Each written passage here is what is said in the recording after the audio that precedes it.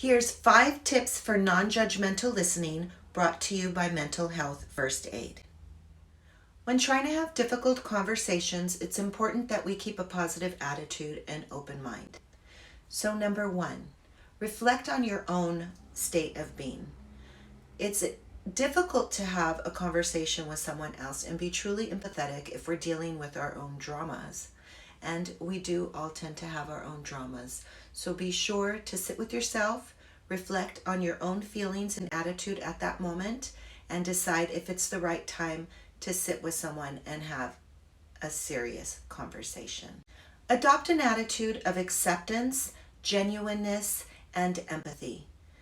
Adopting an attitude of acceptance allows you to put yourself in someone else's shoes without imposing your own values or beliefs on them. We're there to be an active listener and allow them to know that their feelings are valid without pushing our own judgment or values on them. We're there to hear and be empathetic and allow them to know that they are being heard. Use verbal skills to show that you're active listening.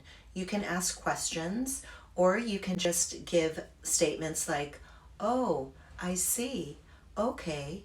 Now, you don't want to talk too much because you do want to leave the door open for them to speak, but you can also listen to nonverbal skills.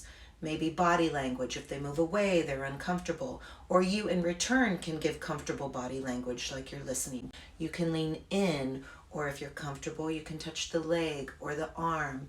This way they know that you're really there and they're being heard. Use positive body language. This is another way that you can show that you're active listening. Instead of standing, you can sit. Instead of sitting across from them, you can sit next to them. You can make clear eye contact and just let them know that you're there.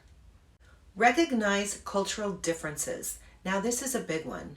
We are all raised differently and we all have different ways of communicating, especially with different cultures. So before speaking to someone with a different culture than yours, if you're concerned, then maybe it would be a good idea to speak to someone of the same culture and see if there are things that you need to know as far as maybe not too much eye contact or getting too close. These are things that might make them feel uncomfortable. So we do want to remember who we're speaking to and be culturally appropriate for that conversation.